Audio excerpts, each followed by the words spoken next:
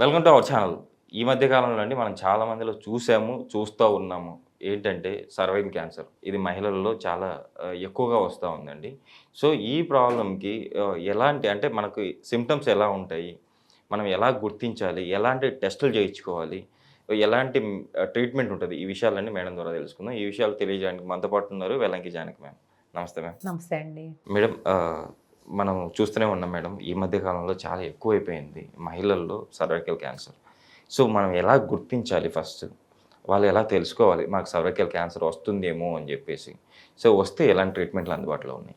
చాలా మంచి విషయం అండి. ఎందుకంటే WHO ఒక బులెటిన్ రిలీజ్ చేసిందండి. 4th March 2024న ఒక బులెటిన్ రిలీజ్ చేసింది. దాని ప్రకారం గణాంకాలు చాలా ఆశ్చర్యకరంగాను ఇబ్బంది పెట్టే విధంగాను ఉన్నాయండి. ఎట్లా అంటే 6,60,000 మందికి సర్వైకల్ క్యాన్సర్ ఉందని గుర్తించారు. దానిలో 3.5 లక్షల మరణాలు సంభవించాయి. ఎంత ఎక్కువ అండి. అందుకని మనకి కొన్ని గైడ్ లైన్స్ ఇచ్చిందండి. 2030లోకి ఆల్మోస్ట్ మనం వీలైనంత 1 lakh కన్నా తక్కువ చేసేయాలి అనే టార్గెట్తో పనిచేస్తున్నామండి. అందుకని సర్వైకల్ క్యాన్సర్ గురించి మనకు చాలామంది చాలా రకాలుగా ఎప్పుడు చెప్తూనే ఉంటారు ఆంకాలజిస్టులు అందరూ. ఇది ఏంటంటే ఎర్లీగా గుర్తిస్తే కనుక కంప్లీట్ క్యూర్ ఉన్న డిసీజే. బ్రెస్ట్ క్యాన్సర్ లాగే ఇది కూడా ముందుగానే గుర్తించారనుకోండి చాలా క్లియర్గా తెలిసిపోతుంది అనమాట. దీనిలో మనం 2 విషయాలు ముఖ్యంగా చర్చ చేసుకోవాలండి. ఒకటి ఏంటంటే స్క్రీనింగ్. ఎప్పుడు స్క్రీనింగ్ స్టార్ట్ చేయాలంటే ప్రతి ఆడపిల్లకి 30 ఏళ్ళు దాటిన తర్వాత మనకి పాప్స్మియర్ అనే టెస్ట్ ఉంటుంది. కానీ HIV వ్యాధిగ్రస్తుల్లో 6 రెట్లు ఎక్కువ సర్వైకల్ క్యాన్సర్ సంభవిస్తుంది. అందుకని వాళ్ళకి 25 సంవత్సరాల నుంచి ఖచ్చితంగా మనం స్క్రీనింగ్ చేయాలని ఈ కొత్త గైడ్లైన్స్లో ఉన్నాయండి. సో HIV వాళ్ళను కూడా మనం ఇంక్లూడ్ చేయాలా, స్క్రీనింగ్ చేయాలా, ఎప్పటికప్పుడు ట్రీట్మెంట్ ఇవ్వాలా, అవన్నీ కూడా ఉన్నాయి. అసలు ఎందుకు వస్తుంది ఈ సర్వైకల్ క్యాన్సర్ అంటే ఒకటి ఏంటంటే ఎర్లీ ఏజ్లో డెలివరీ అవ్వడం. ఎర్లీ ఏజ్గా ఇప్పుడు వెస్ట్రన్ కల్చర్ కొంత ఇక్కడ వచ్చేసింది. లివ్ ఇన్ రిలేషన్షిప్స్ అని అవని ఇవని. సో వీళ్ళకి ఈ కల్చరు అక్కర్లేని సంస్కృతి దీనివల్ల కూడా ఉందండి కొంతవరకు. సాధారణంగా ఏంటంటే ఎర్లీ ఏజ్ ఆఫ్ మ్యారేజ్ ఇప్పుడు కొంతవరకు అవి తగ్గినాయి, కానీ రూరల్ ప్రాంతాల్లో ఇంకా జరుగుతూ ఉన్నాయి. అవి కూడా అరికట్టాలి. మొదటి ప్రసవం టీనేజ్లో అయితే ఇది చాలా డేంజరస్. తర్వాత రిపీటెడ్ డెలివరీస్ అయితే అంటే నంబర్ ఆఫ్ కిడ్స్ ఎక్కువగా ఉంటే, ఇప్పుడు ఫ్యామిలీ ప్లానింగ్ వల్ల అందరూ ఒకళ్ళిద్దరితో చేసేస్తున్నా కొన్ని తాండాల్లో కొన్ని చోట్ల ఇంకా ఇది ప్రబలే ఉంది. అవన్నీ కూడా మనం జాగ్రత్త తీసుకోవాలి. తర్వాత మల్టిపుల్ సెక్షువల్ పార్ట్నర్స్, ఇది కూడా చాలా డేంజరస్. సో వీటిని కూడా చూసుకోవాలి. తర్వాత పూర్ హైజీన్. నేను ఇవన్నీ ప్రాంతాల్లో నేను కొంతకాలం వర్క్ చేయడం వల్ల నాకు కొంచెం అవగాహన ఉంది. చుట్ట కూడా వైజాగ్లో కొన్ని డిస్ట్రిక్ట్స్ వైపు రివర్స్ స్మోకింగ్ అని కూడా చేస్తారు. ఆ ప్రాంతాల్లో సర్వైకల్ క్యాన్సర్ నేను విపరీతంగా చూసేదాన్ని. దాని ఇన్సిడెన్స్ చాలా ఎక్కువ. స్మోకింగ్ కూడా ఒక కాజ్ అండి. అందువల్ల మనం అవన్నీ కూడా ఆడవాళ్ళు చుట్ట ఎందుకు తాగుతారు, ఆడవాళ్ళు స్మోక్ ఎందుకు చేస్తారా అని అనకూడదండి. చాలా 2 ఎక్స్ట్రీమ్స్ ఆఫ్ మనకి సోషల్ ఎకనామిక్ స్టేటస్లో బాగా హై ఎండ్ వాళ్ళు స్మోక్ చేస్తుంటారు, బాగా లో ఎండ్లో ఉన్న వాళ్ళు స్మోక్ చేస్తారు. దాన్ని రివర్స్ చేసి 2 రకాల క్యాన్సర్స్కి గురవుతారు. ఒకటి నోటి క్యాన్సర్, రెండోదేమో సర్వైకల్ క్యాన్సర్. ఈ రకంగా 2 రకాల క్యాన్సర్స్ కూడా స్మోకింగ్ చేసే వాళ్ళు ఎక్కువగా ఉంటుంది, పువర్ పీపుల్ ఎక్కువగా ఉంటుంది. హైజీన్ కూడా, శుభ్రత అనేది ప్రతి ఒక్కరు చెప్తారు, కానీ వీటిల్లో కూడా ఎక్కువగా ఉందండి. సో ఇంకొకటి ఏంటంటే ఈ కోస్టల్ డిస్ట్రిక్ట్స్ ఇట్లాంటి వాటిలో ఎందుకనో ఈ HIV కూడా ఎక్కువగానే ఉందండి. ఆ HIV వచ్చిన స్త్రీలలో కూడా ఈ సర్వైకల్ క్యాన్సర్ 6 రెట్లుగా నమోదవుతుంది. సో మనం ఎర్లీగా చూడడం అంటే ఈ ప్యాప్స్మియర్ చేయడానికన్నా ముందు కూడా డౌన్ స్టేజింగ్ అని ఒకటి గవర్నమెంట్ ఆఫ్ ఇండియా అప్పట్లో ఒక ప్రోగ్రామ్ తీసుకొచ్చి ANMస్ని అందరినీ ట్రైన్ చేసి ఒక చిన్న కెమెరాతో వాళ్ళు ఫోటో తీస్తే కనుక దాన్ని ఇక్కడ మనకి మెయిన్ సెంటర్స్లో కూర్చొని సిటీస్లో కూర్చొని దాన్ని అనలైజ్ చేసేవాళ్ళు. దాన్ని సర్వైకోగ్రాఫ్ అని ఎర్లీగా గుర్తించవచ్చు. అలా ఏదైనా ఉన్న వాళ్ళని ఫోన్ చేసి వాళ్ళని ఇళ్లకు పంపించి వాళ్ళని తీసుకొచ్చి వాళ్ళకి ట్రీట్మెంట్ ఇచ్చి ఎర్లీగా దాన్ని గుర్తించడం వల్ల ట్రీట్మెంట్ అనేది కంప్లీట్గా క్యూర్ కూడా జరిగే అవకాశాలు ఉన్నాయి. ఒకసారి చాలా క్యాన్సర్గా మారాక చాలా స్పీడ్గా అయిపోతుందండి. 5 years సర్వైవల్ చాలా తగ్గిపోతూ ఉంటుంది. స్ప్రెడ్ అయ్యి మీకు 2Aకి వచ్చిన తర్వాత కూడా ఇంకా సర్జరీ చేయడానికి వీలు కాదండి. కాబట్టి ఎర్లీగానే గుర్తుపట్టాలి. ఆ గుర్తుపడుతున్నప్పుడు భాగంగానే ఇప్పుడు ఏం చేశారంటే HPV వ్యాక్సినేషన్ని బాగా పాపులరైజ్ చేశారు. ఇప్పుడు ప్రతి ఒక్కళ్ళు కూడా మామూలు హ్యూమన్ ఇమ్యునైజేషన్ షెడ్యూల్ అంటే ఇప్పుడు పీడియాట్రిక్స్ దాన్ని కలిపేశారు. HPV 16, 18 చాలా వరకు అరికడుతున్నాయి. ఈ HPV అనేది సంభోగంలోనే వస్తుందండి. అది తర్వాత ఎక్కడ ఓరల్గా రావచ్చు, లేదా కింద జననేంద్రియాల్లో రావచ్చు. ఇట్లా హ్యూమన్ ప్యాపిలోమా వైరస్ అనేది చాలా కామన్గా గుర్తించారు. అది కూడా హెచ్ఐవి వాళ్ళల్లో కూడా చాలా ఎక్కువగా ఉంటుందని కూడా గుర్తించారు.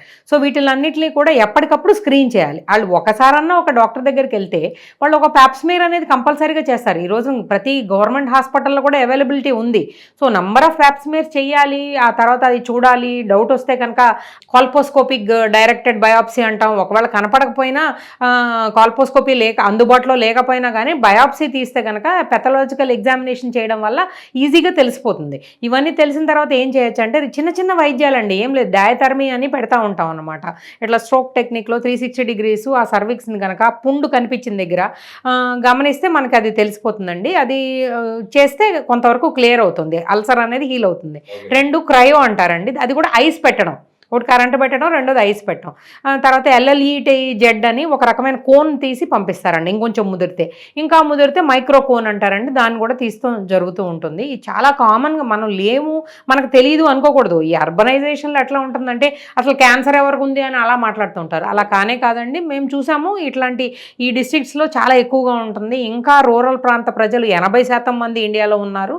వాళ్ళందరూ కూడా ఇది చాలా సీరియస్గానే తీసుకోవాల్సిన అంశం అండి. తప్పకుండా ఇది చేసుకోవడం వల్ల ఈ స్క్రీనింగ్ టెస్ట్లు అనేది హెచ్పివి టెస్టింగ్, DNA టెస్టింగ్ కూడా చేస్తున్నారు. ఇప్పుడు చాలా పెద్ద పెద్ద ల్యాబ్స్లో చాలా కాస్ట్లీ అండి ఇవన్నీ. కానీ జస్ట్ డౌన్ స్టేజింగ్ ఒక ANM అనేది చూడడం అనేది చాలా తక్కువ ఖరీదండి. అవి అన్ని చోట్ల ఏర్పాటు చేశారు. ఒక డాక్టర్ దగ్గరగా గవర్నమెంట్ దగ్గరికి వెళ్ళి ఆ ఫోటోని కనుక మీరు పంపించినా కూడా ఆ సర్వైకోగ్రాఫ్ని చూసి కూడా ముందుగానే గుర్తించవచ్చండి. దానివల్ల సర్వైవల్ ఉంటుందని. తర్వాత చాలామంది నన్ను అడుగుతుంటారు, ఏం సిమ్టమ్స్తో ఈ సర్వైకల్ క్యాన్సర్ అనేది వెళ్తుంది అంటారు. ముఖ్యంగా ఎట్లా ఉంటుందంటేనండి, భర్తతో కలిసినప్పుడు కానీ లేకపోతే నడుస్తున్నప్పుడు మధ్యలో పీరియడ్స్ల మధ్యలో బ్లీడింగ్ అవుతూ ఉంటుంది.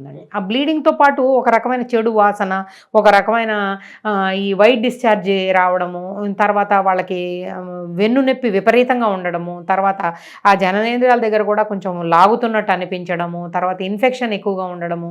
సో ఇవన్నీ కూడా చాలా జరుగుతాయి. వెయిట్ లాస్ అండి, తినబుద్ధి అయ్యేదండి, కెకెక్సియాకి వెళ్ళిపోతారండి. అవన్నీ అడ్వాన్స్డ్ స్టేజెస్. అంతవరకు వచ్చేసిన తర్వాత మనం ఏమీ చేయలేం కనుక ఎర్లీగానే వీళ్ళకి చాలా చిన్న ఏజ్లోనే పిల్లలు పుట్టేశారంటే కనుక వాళ్ళు ఖచ్చితంగా ఈ స్క్రీనింగ్లోకి 30 years నుంచి, హెచ్ఐవి వాళ్ళు 25 నుంచి వెళ్తే ఎర్లీగా గుర్తిస్తే క్యాన్సర్ అనేది తగ్గుతుంది. 2030 కల్లా ఈ క్యాన్సర్ని 1,00,000 కన్నా తక్కువగా చేసేయాలనేది మన WHO ఇచ్చిన రిలీజ్ బులెటిన్ యొక్క సారాంశం. తప్పకుండా అందరూ పాటించాలని కోరుకుంటున్నాను. మేడం, నాకు చిన్న డౌట్ వచ్చింది మీరు చెప్పేటప్పుడు. ఇన్ కేస్ ప్రెగ్నెంట్ ఉమెన్ అనుకోండి, తనకి సర్వికల్ క్యాన్సర్ వచ్చింది. సో లోపల బేబీకి ఈ క్యాన్సర్ వల్ల ఏమన్నా ఎఫెక్ట్ అయ్యే అవకాశం ఉందా? ఇది చాలా మంచి ప్రశ్న అండి. దీని గురించి ఒక సెపరేట్ బుక్స్ కూడా ఉన్నాయండి, చాప్టర్స్ కూడా ఉన్నాయండి. ఏంటంటే సర్వైకల్ క్యాన్సర్గా గుర్తిస్తే కనుక అడ్వాన్స్డ్ స్టేజెస్ అయితే ఇంకా బేబీని మనం లెక్క చేయమండి, వెంటనే డెలివరీ చేసేస్తాం. ఎర్లీ వీక్స్ అయితే అబార్షన్ చేసేస్తాం, చివరి వారాల్లో అయితే కనుక వెంటనే. ఎందుకంటే మదర్ ఈజ్ ఎ ప్రయారిటీ కనుక. అదే దగ్గరగా 1 or 2 weeks అట్లా ఉందనుకోండి, సాధారణంగా సిజేరియన్ కూడా చేయవలసి రావడానికి ఇది ఒక ఇండికేషన్. అడ్వాన్స్డ్ స్టేజ్లో కనుక వాళ్ళు బయటపడి అప్పుడే వచ్చి ప్రెగ్నెంట్ కూడా అయితే మనం బేబీని అబ్డామెన్ ద్వారా బయటకు తీయడం, తర్వాత దీనికి సరిపడే ట్రీట్మెంట్ ఇవ్వడం కూడా మనకి జరుగుతూ ఉంటుందండి. ఇవన్నీ కూడా మనకి వైద్యంలో ప్రతిసారి కూడా చర్చ చేసే అంశాలు. మేడం, ఇప్పుడు మహిళల్లో క్యాన్సర్, అదే సర్వైకల్ క్యాన్సర్ ఉంది మేడం పర్సన్కి. సో హస్బెండ్ ఉన్నాడు, వాళ్ళిద్దరు కలిశారు. సో తనకు కూడా వచ్చే అవకాశం ఉందా? ఇది చాలా మంచి ప్రశ్న అండి. ఎందుకంటే హెచ్పివి వ్యాక్సినేషన్ అనేది ఈ రోజున కేవలం ఇది గానే స్ప్రెడ్ అవుతుంది కనుక అబ్బాయిలకు కూడా వచ్చే అవకాశం ఉంది. ఈ రోజున అబ్బాయిలకు కూడా హెచ్పివి వ్యాక్సినేషన్ రికమెండేషన్స్లో ఉందండి. ఖచ్చితంగా తీసుకోవచ్చండి. వాళ్ళు హెచ్పివి అనేది ఇట్లాగా ఓరల్గా కానీ జననేంద్రియాల్లో కానీ స్ప్రెడ్ అయ్యే అవకాశాలు చాలా మెండుగా ఉన్నాయి కనుక 3 రకాలైనవి సూచన చేయడం జరిగిందండి ఈ బులెటిన్లో. ఒకటి, అబ్బాయిలు కూడా వాళ్ళంతట వాళ్ళే చిన్న వయసులోనే సుంతి ఆపరేషన్ చేయించుకోవడం, వాళ్ళకి రిపీటెడ్ ఇన్ఫెక్షన్స్ లేకుండా ఉండడం, అది ఆ రికమెండేషన్స్లో ఉందండి. రెండోది ఎర్లీ ప్యాప్స్మియర్స్. తర్వాత కరెక్ట్గా 24-25 ఏళ్ళు వచ్చిన తర్వాతే పెళ్లి చేసి ఎర్లీగా ఇవన్నీ లేకపోతే బాగుంటుందండి. ఈ హెచ్ఐవి వాళ్ళకి 25 ఏళ్ల నుంచి స్క్రీనింగ్ ఉన్న ఆ బులెటిన్లో పొందుపరిచిన అంశాలేనండి. మేడం, ఈరోజు సర్వైకల్ క్యాన్సర్ ఎందుకు వస్తుంది, ఎలా వస్తుంది, ఎలాంటి సిమ్టమ్స్ ఉంటాయి, ఎలాంటి ట్రీట్మెంట్లు అందుబాటులో ఉన్నాయి, సో ఎవరిలో వచ్చే అవకాశం ఎక్కువ ఉంది, చాలా చక్కగా వివరించారు. కంపల్సరీ ఈ ఇన్ఫర్మేషన్ మన ప్రేక్షకులకు చాలా ఎక్కువగా యూజ్ అవుతుందని నేను అనుకుంటాను మేడం. ఇంత మంచి ఇన్ఫర్మేషన్ ఇచ్చినందుకు థ్యాంక్ యూ.